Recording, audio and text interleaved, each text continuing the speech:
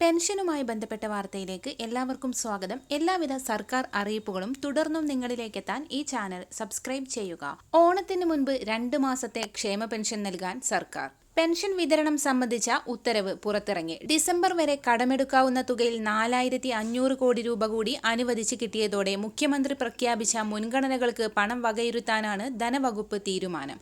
60 ലക്ഷത്തോളം ആളുകൾക്ക് 3200 രൂപ വീതം ഓണത്തിന് മുൻപ് ലഭിക്കും വിധമാണ് സർക്കാരിന്റെ ക്രമീകരണം. 5 മാസത്തെ കുടിശ്ശികയിൽ ഒരു ഗഡുവും നടപ്പുമാസത്തെ പെൻഷനുമാണ് നൽകുന്നത്. ഓണക്കാല ചിലവുകൾക്കായി 3000 കോടി രൂപ ധനവകുപ്പ് കടമെടുക്കും.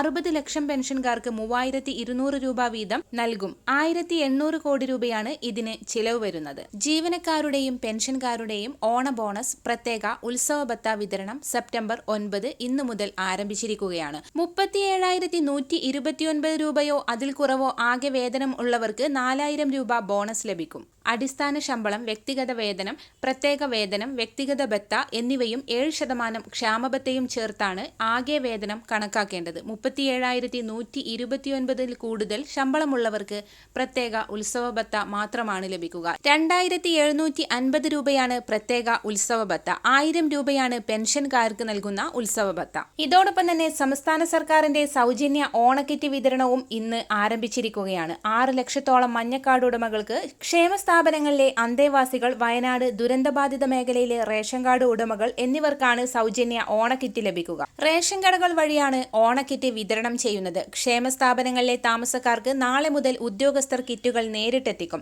ക്ഷേമ സ്ഥാപനങ്ങളിൽ താമസിക്കുന്നവർക്ക് 4 പേർക്ക് ഒരു കിറ്റ് എന്ന രീതിയിലാണ് വിതരണം ചെയ്യുക. ഇതോടൊപ്പം തന്നെ നിർമ്മാണ തൊഴിലാളി ക്ഷേമനിധി ബോർഡിന്റെ പ്രശ്നങ്ങൾ ഉടൻ പരിഹരിക്കുമെന്ന് മന്ത്രി വി ശിവൻകുട്ടി. നിർമ്മാണ തൊഴിലാളി ക്ഷേമനിധി ബോർഡ് 1 മാസത്തെ പെൻഷൻ ഓണത്തിന് നൽകും. ഇത് സംബന്ധിച്ച നടപടികൾ കൈക്കൊണ്ടുവരുന്നതായി മന്ത്രി അറിയിച്ചു. 1 മാസത്തെ പെൻഷൻ നൽകാൻ ബോർഡിന് ചിലവാകുക 60 കോടിയോളം രൂപയാണ്. നിലവിൽ നിർമ്മാണ തൊഴിലാളി ബോർഡിന് സാമ്പത്തിക പ്രതിസന്ധിയുണ്ട്. 20 ലക്ഷത്തോളം അംഗങ്ങളും 3.5 ലക്ഷത്തിൽ പരം പെൻഷൻകാരും നിലവിൽ ബോർഡിലുണ്ട്. 72 കോടി രൂപയാണ് ബോർഡിന്റെ പ്രതിമാസ ചിലവ് വരുന്നത്. ബോർഡിന്റെ പ്രധാന വരുമാന മാർഗം ബിൽഡിംഗ് സെസ്സിലൂടെ ലഭിക്കുന്ന വരുമാനമാണ്. 14 മാസത്തെ പെൻഷൻ കുടിശ്ശികയും 2024 ഏപ്രിൽ തൊട്ടുള്ള മറ്റു ആനുകൂല്യങ്ങളും നൽകാനുണ്ട്. ബിൽഡിംഗ് സെസ് തദ്ദേശഭരണ സ്ഥാപനങ്ങൾ വഴി പിരിച്ചെടുക്കാനുള്ള നടപടികൾ ആരംഭിച്ചിട്ടുണ്ട്. മുഖ്യമന്ത്രിയുടെ സാന്നിധ്യത്തിൽ ചേർന്ന യോഗത്തിലാണ് ഈ തീരുമാനം കൈക്കൊണ്ടത്. സെസ് പിരിവ് സുഗമമാക്കാൻ ഇൻഫർമേഷൻ കേരള മിഷൻ പുതിയ സോഫ്റ്റ്വെയർ വികസിപ്പിച്ചിട്ടുണ്ട്. സോഫ്റ്റ്വെയർ ലോഞ്ച് ചെയ്യുന്നതോടെ പെൻഷൻ അടക്കമുള്ള മറ്റു ആനുകൂല്യങ്ങൾ നൽകാൻ കഴിയുമെന്നാണ് പ്രതീക്ഷിക്കുന്നത്. വരും ദിവസങ്ങളിലെ സർക്കാർ അറിയിപ്പുകൾ തുടർന്നും നിങ്ങളിലേക്ക് എത്തിച്ചേരുന്നതിന് ഈ ചാനൽ സബ്സ്ക്രൈബ് ചെയ്യുക.